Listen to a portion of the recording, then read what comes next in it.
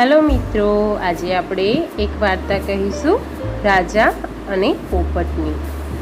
એક રાજા પાસે એક પોપટ હતો।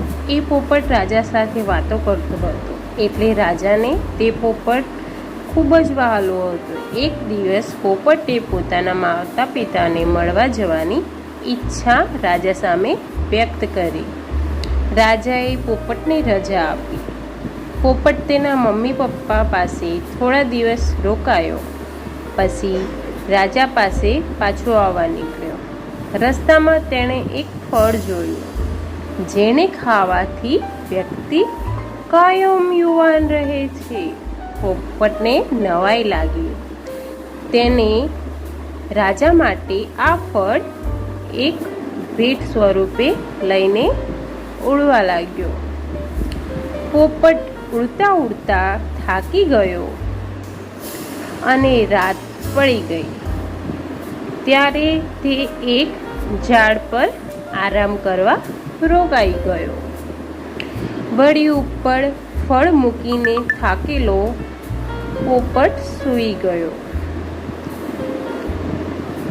રાત્રે ડાળી ઉપર સાપ આવ્યો અને પોતાનું ઝેર ફળ ઉપર છોડી દીધું।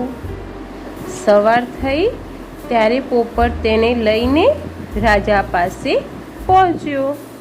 રાજા ફળ ખાય એ પહેલા તેનો એક ટુકડો કૂતરાને ખવડાવવામાં આવ્યો। કૂતરો તો મરી જ ગયો। રાજાને લાગ્યું પોપટ મને મારવા માંગે છે, એટલે એને ગુસ્સામાં આવીને પોપટને તલવારથી મારી નાખ્યો। પછી થોડા દિવસો થયા અને પેલા ફળને શાહી બગીચામાં ફેંકી દીધું। થોડા સમય બાદ ફળના બીજમાંથી એક ઝાડ ઉગી નીકળ્યું। એક દિવસ રાજાનો વૃદ્ધ નોકર ત્યાં આવ્યો। તેને આ ફળ જોઈને જિજ્ઞાસા થઈ અને ફળ તોડીને ખાધું। ફળ ખાતા જ વૃદ્ધાવસ્થા જતી રહી। સેવકે રાજાને હકીકત જણાવી તો રાજાને નવાઈ લાગી।